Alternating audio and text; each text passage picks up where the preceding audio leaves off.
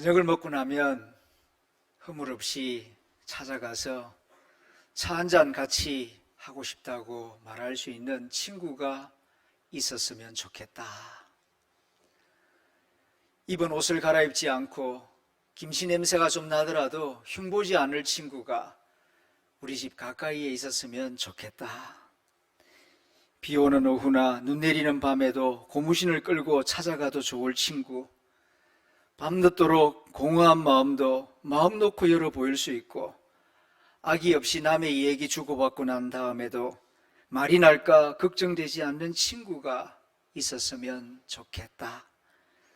사람이 자기 아내나 남편, 자기 형제나 제 자식하고만 사랑을 나눈다면 어찌 행복해질 수 있을까? 영원히 없을수록 영원을 꿈꾸도록 서로를 돕는 진실한 친구가 필요하리라. 이 글은 수필가 유한진 씨가 쓴 질환지교라는 책 서문에 나오는 내용입니다. 질환지교라는 말은 문자적으로 지초와 난초의 우정이라는 뜻입니다. 지초도 그렇고 난초도 그렇고 둘 다 향기로운 풀꽃입니다. 그러니까 질환지교란 지초와 난초처럼 맑고 깨끗한 마음으로 서로를 존중하고 사랑하는 그런 친구 사이를 의미하는 사자성어입니다. 동양에는 친구의 우정을 표현하는 사자성어가 여러 개 있습니다. 예를 들면은 수어지교 하면 물과 물고기처럼 뗄 수 없는 친밀한 우정이 있습니다. 중마고우, 어릴 때부터 서로 친하게 지내는 벗이 있습니다. 금석지교, 새나 돌처럼 굳고 변함없는 우정을 말하는 것입니다. 간담상조, 간과 쓸개를 보여줄 수 있듯이 서로의 마음을 보여줄 수 있는 친밀한 관계를 말합니다. 그런데 여러분, 다요지교라는 말을 아십니까? 다요지교, 이 사자성어를 아신다면 거짓말입니다. 왜냐하면 이 말은 제가 오늘 설교를 위하여 제가 만들어낸 신조어이기 때문입니다. 다요지교란 다윗과 요나단의 우정을 의미하는 사자성어입니다. 오늘 성경 본문은 다윗과 요나단의 우정을 우리에게 말해주고 있습니다. 사무엘상 18장에 기록된 이 다윗과 요나단의 우정을 말하기 직전 사무엘상 17장을 보게 되면은 성경에서 가장 유명한 이야기가 나옵니다. 그것은 다윗과 골리앗의 싸움 이야기입니다. 이 싸움으로 인하여서 무명의 양식이 소년이었던 다윗이 일약 국민의 영웅으로 부각됩니다. 그리고 하나님이 세우시는 새로운 왕으로 등장하기 시작합니다. 그런데 앞불사 이 위대한 순간으로부터 시작해서 다윗의 인생은 꼬이기 시작합니다. 사울 왕이 시기 질투심을 느껴서 이 다윗을 죽이려고 하기 때문입니다. 사무엘상 18장, 19장, 20장 이 석 장의 말씀을 쭉 읽어 가노라면은 사울 왕이 다윗을 시기 질투하여서 얼마나 모질게 대하는지 무려 6번이나 죽이려고 절대 권력을 가진 왕이 다윗을 죽이려고 6번이나 살인을 시도하는 것을 읽어볼 수가 있습니다. 이럴 때에 하나님은 하나님의 사람을 지키시고 보호하십니다. 그에게 지혜를 주시고 용기를 주시고 민첩함을 주셔서 그를 지켜주시고 또 다른 방법으로는 하나님의 사람을 그 곁에 보내셔서 하나님의 사람을 지켜주십니다. 하나님이 다윗에게 보내주신 하나님의 사람은 요나단이었습니다. 요나단은 다윗을 사랑하여서 그를 절친으로 여기고 그리고 그의 수호천사가 되기를 자청합니다. 오늘 본문 사무엘상 18장 1절 5절은 요나단과 다윗의 우정이 싹트기 시작하는 이야기를 우리에게 가르쳐주고 있습니다. 1절을 보게 되면 다윗이 사울왕 앞에 서서 자기는 베들레헴 시골 목동 출신이며 내세울 것이 없는 사람이라고 겸손하게 이야기합니다. 그 이야기를 아버지 곁에서 다 듣고 난 요나단이 다윗을 사랑하는 마음을 품게 되는데, 요나단의 마음이 다윗의 마음과 하나가 되었더라, 그렇게 성경이 증거하고 있습니다. 하나가 되었다 하는 이것은 두 사람을 동아줄로 꽁꽁 묶어서 한 덩어리가 되게 하였다 하는 그런 의미입니다. 그 정도로 요나단이 다윗을 뜨겁게 사랑했다는 것입니다. 성경 다른 곳을 보게 되면 요나단이 다윗을 사랑하는 마음이 자기 생명을 사랑하는 것보다 더 사랑하였다. 남자가 여인을 사랑하는 것보다 더 뜨겁게 친구 다윗을 사랑하였다라고 성경은 말씀하고 있습니다. 어떻게 해서 요나단이 다윗을 사랑하게 되었을까요? 그것은 엘라 골짜기에서 용맹스러운 다윗의 모습을 보았기 때문입니다. 블레셋 군대와 이스라엘 군대가 서로 마주보고 전쟁을 하고 있습니다. 그런데 골리앗 장군이 나와서 이스라엘 군대를 모욕합니다. 하나님을 모욕합니다.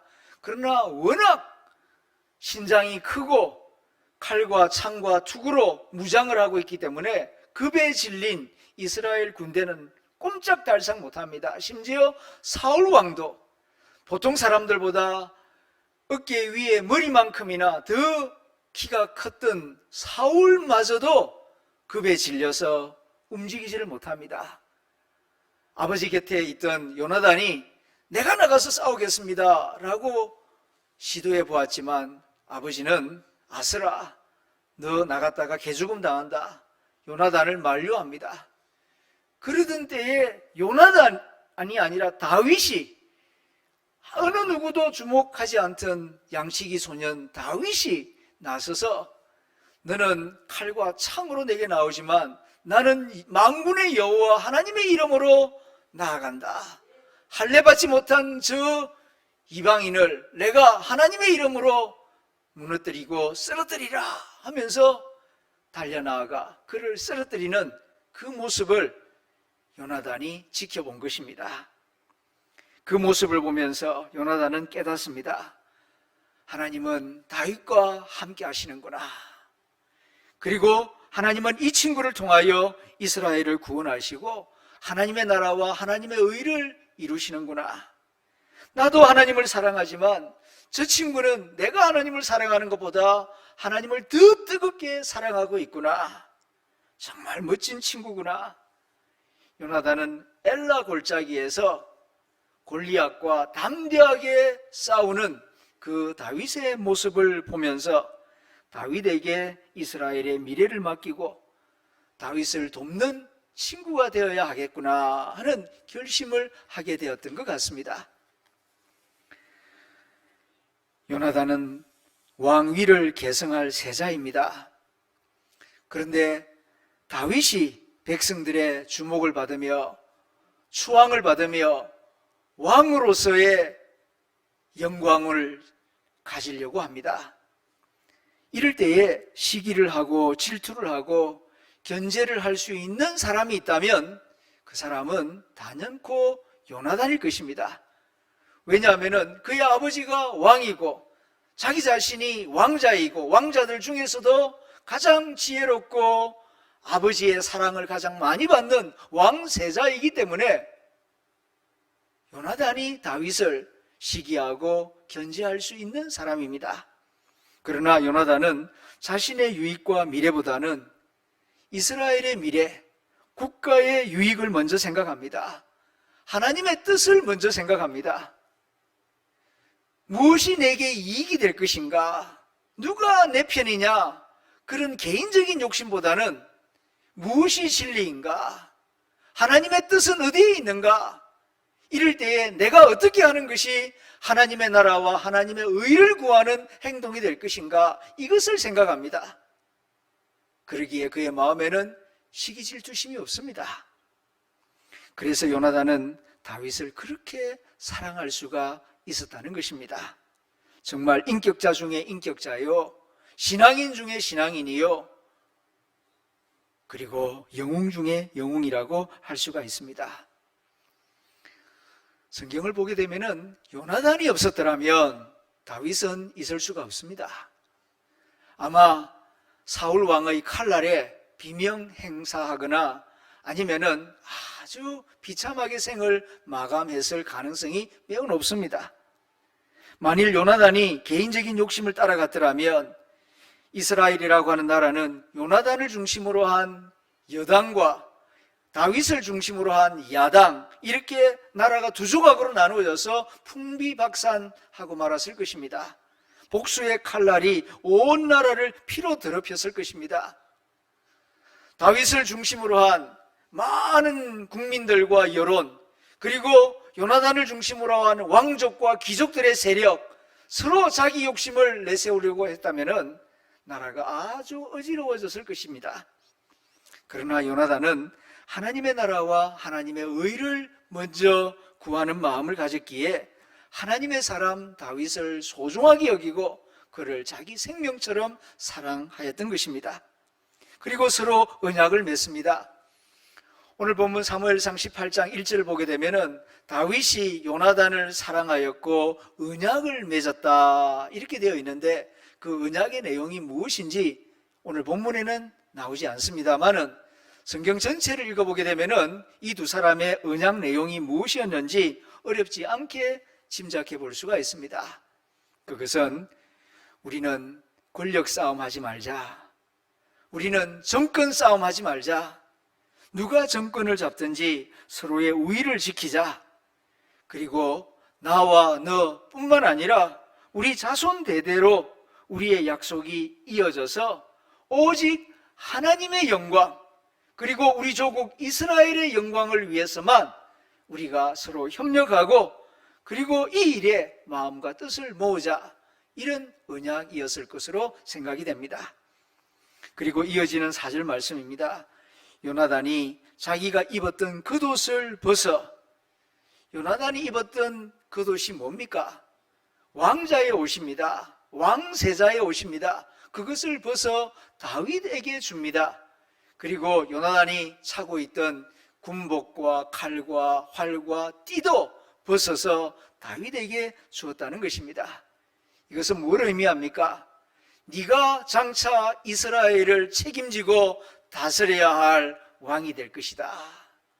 이것을 만인 앞에서 인정하는 표식인 것입니다.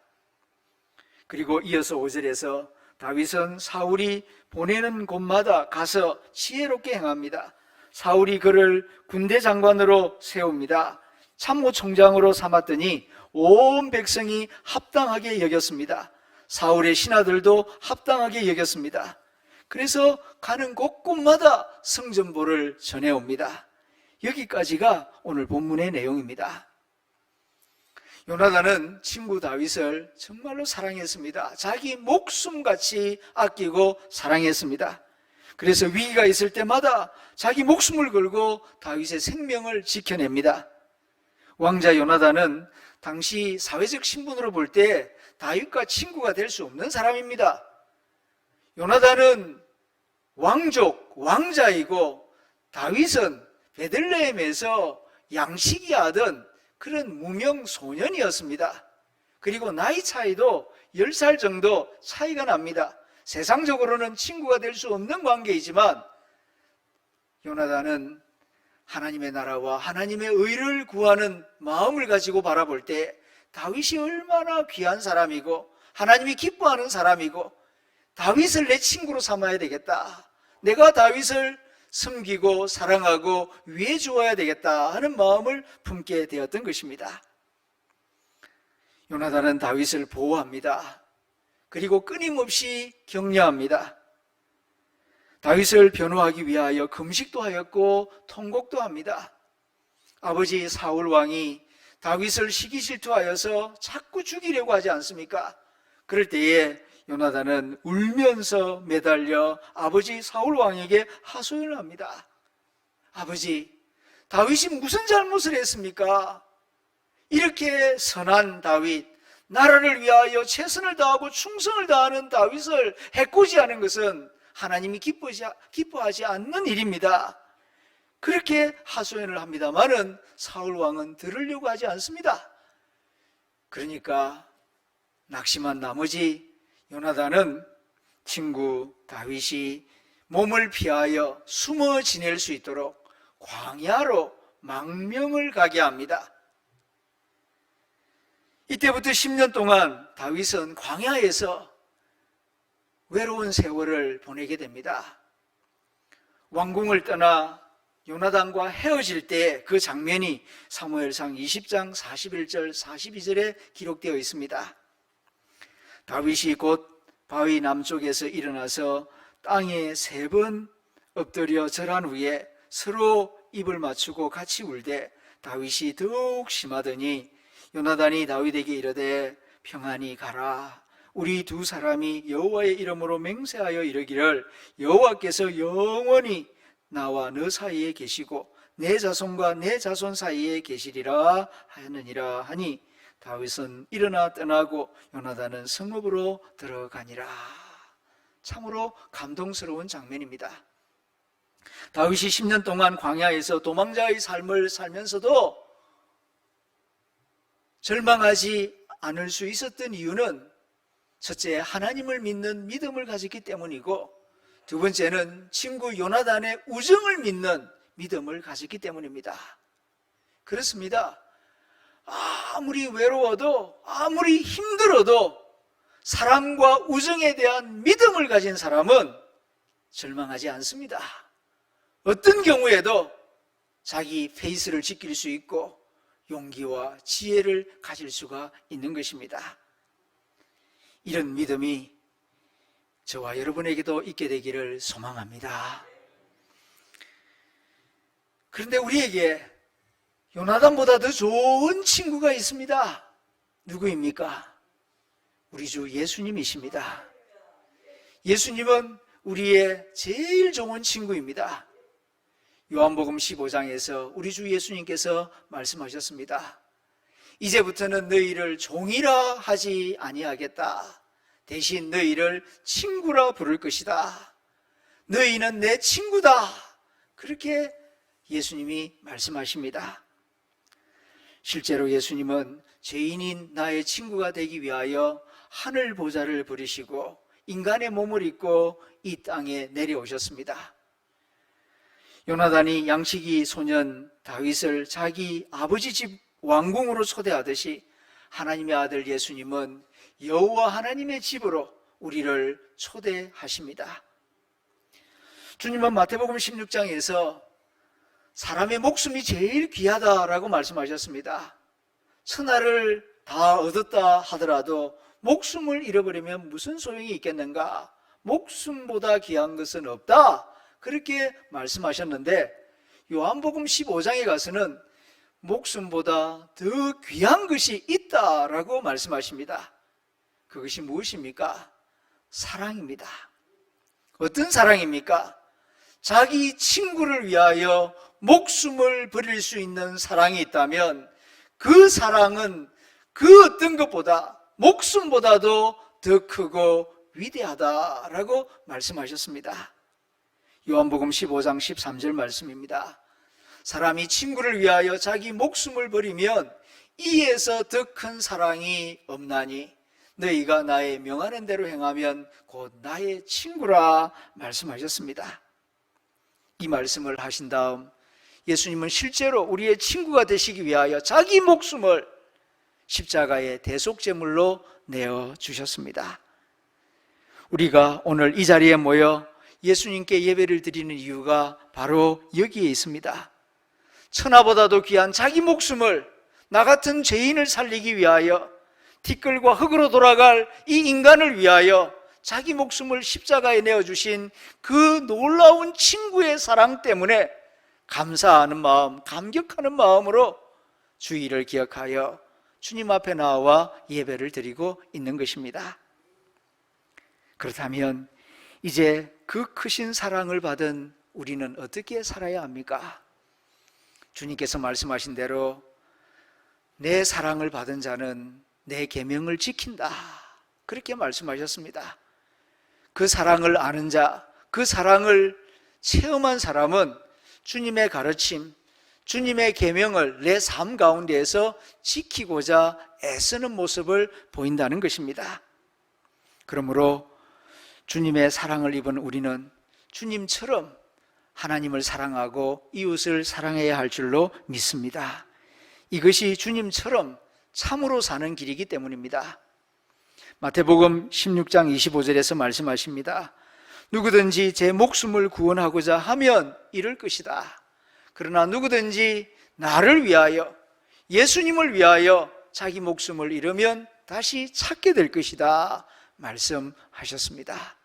그러므로 나를 친구 삼아 주시고 나를 위하여 자기 목숨을 내어주신 주님을 사랑하는 마음으로 주님의 말씀을 힘써 지켜나가는 저와 여러분이 되어야 할 줄로 믿습니다. 2019년 이후 TV에서 미스터 트롯이 방영된 이후로 트로트 열풍이 우리나라에 강하게 불고 있습니다. 이와 더불어서 아주 주목을 받게 된 몇몇 인물들이 있는데 그 중에 한 사람이 김호중이라고 하는 가수입니다. 32살의 김호중은 독일 유학까지 마친 성악가 출신입니다. 저도 개인적으로 김호중의 노래를 참 좋아합니다. 그래서 운전할 때 그의 노래를 자주 듣습니다. 그의 삶을 소재로 해서 영화도 만들어졌죠. 파파로티라고 하는 영화입니다. 김호중은 초등학교 3학년 때 부모가 이혼을 하는 바람에 할머니 밑에서 자라게 됩니다. 그런데 그 할머니마저 대장암으로 세상을 떠나게 되는데, 세상을 떠날 때에 손자 김호중에게 유언을 합니다. 너는 다른 사람들에게 선한 영향력을 끼치는 사람이 되어라. 박수를 받는 사람이 되어라. 성악을 꼭 하여라. 그렇게 유언을 합니다. 그런데 성악을 하려고 하니까 레슨비가 너무 비싸요. 그래서 교회를 찾아가서 지휘자에게 노래를 가르쳐 달라고 부탁을 합니다. 그런데 이 김호중이가 덩치가 좋습니다. 몸이 좋습니다. 그러다 보니까 학교를 다니는데 이 불량 깡패들이 찾아와 가지고 같이 하자고 합니다. 불량 서클로 자꾸 끌고 들어갑니다. 한번 해보니까 재미가 있어요. 그리고 돈을 쉽게 벌 수가 있습니다. 그래서 이곳저곳으로 원정을 다니면서 심지어는 울산에서 서울까지 원정을 가서 싸움질을 합니다. 결국 학교에서 쫓겨나죠. 경북 예고를 다니다가 김천 예고로 전학을 가게 됩니다. 김천 예고에 가니까 김수용 선생님이 있습니다. 음악을 가르치던 김수용 선생님이 이 김호중을 보고 천부적인 재능을 가지고 있음을 알아봅니다. 그래서 이 아이를 선생님 집에 데려다가 먹이고 입히고 재우면서 공부를 열심히 하도록 권면을 합니다. 그런데 그곳에서도 깡패들이 이 몸이 좋은 호중이를 끌고 깡패 소굴로 자꾸 끌고 들어가는 겁니다. 김수용 선생님은 호중이를 깡패 집단에서 끄집어내기 위하여서 몸부림을 칩니다. 그래서 그가 보이지 않으면은 그가 있는 곳을 찾아 헤매고 다닙니다. 한 번은 두목을 만납니다. 두목을 만나서 호중이를 좀 보내달라고, 호중이를 살려달라고 그렇게 간절히 부탁을 합니다마는 두목은 들은 채 하지 않습니다. 그리고 하는 말이 호중이를 데려가려면은 그의 두 발목을 자를 테니까 업고 나가라 그럽니다. 그 말을 듣고 김수용 선생님은 두목 앞에 무릎을 꿇고 깡패 앞에 애원을 합니다. 만일 호중이의 두 발목을 꼭 잘라야 한다면 내 발목을 자르고 호중이를 살려주십시오. 그렇게 부탁을 합니다. 그 말에 이 깡패 두목도 감동을 받습니다. 영화에서 나오는 대사인데 그때 이 깡패두목이 이런 말을 합니다. 아이씨, 내게는 왜 이런 셈이 없었을까? 그렇게 탄식을 합니다.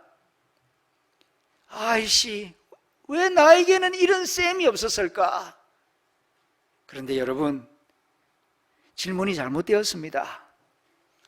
왜 나에게 이런 셈이 없었을까가 아니고 왜 나는 이런 셈이 될 수 없는가? 이렇게 질문해야 할 것입니다. 우리가 오늘 다윗과 요나단의 우정 이야기를 들으면서 왜 나에게는 요나단같이 좋은 친구가 없을까? 그렇게만 생각할 것이 아니라 왜 나는 요나단같이 좋은 친구가 될 수 없을까? 이렇게 생각해 볼 것을 성령 하나님께서 우리에게 말씀하고 있는 것입니다. 질문이 달라져야 하겠습니다.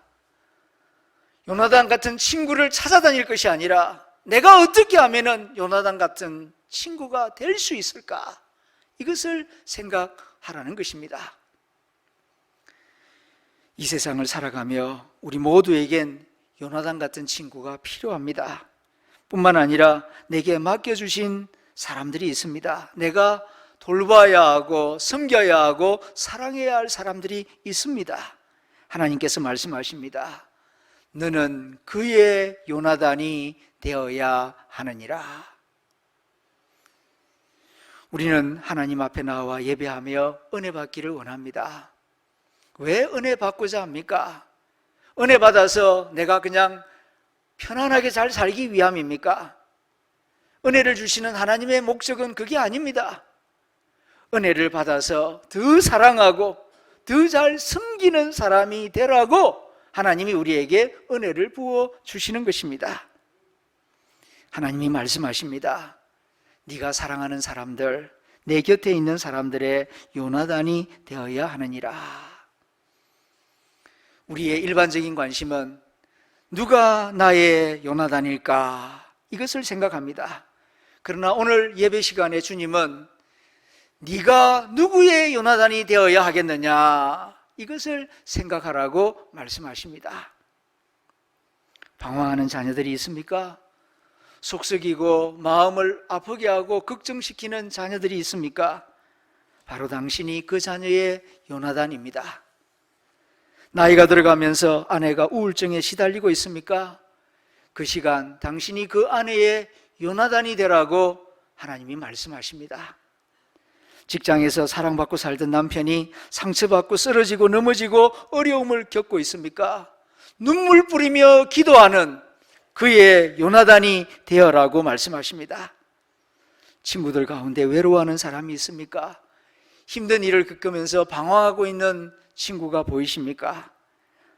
이 시간 찾아가 그의 요나단이 되라고 말씀하십니다. 늙어가는 부모님, 누군가의 도움 없이 살 수 없는 내 어버이가 계십니까? 자녀들에게 말씀하십니다. 네가 요나단이 되어야 하느니라. 교회 안에서 소외되고 잊혀져 가고 있는 성도가 있습니까? 네가 다가가서 그의 요나단이 되어라고 말씀하십니다. 사랑하는 성도 여러분, 오늘 말씀을 맺으며 묻습니다. 나는 누구의 요나단이 될 것인가? 하나님께서 내 곁에 보내주신 다윗이 보이십니까? 내 눈에 그 다윗이 보이지 않으면 그 다윗은 혼자 현실 가운데 절망하고 낙심하고 방황하다가 왕의 자리가 아니라 양치기로 그냥 돌아가고 말 것입니다. 사울의 칼에 쓰러져 피 흘리며 죽어갈지도 모릅니다. 요나단이 되어주지 않으면 당신의 요나단은, 아니 당신의 다윗은 그냥 죽고 말 것입니다. 그러나 이 시간 당신의 요나단 사명에 불이 붙으면 당신 곁에 다윗이 일어날 것입니다. 힘을 잃고 쓰러져 있던 다윗이 다시 힘을 내어 인생의 걸음을 내딛게 될 것입니다. 그러면 가정이 살고 공동체가 다시 살아날 것입니다. 기도하겠습니다.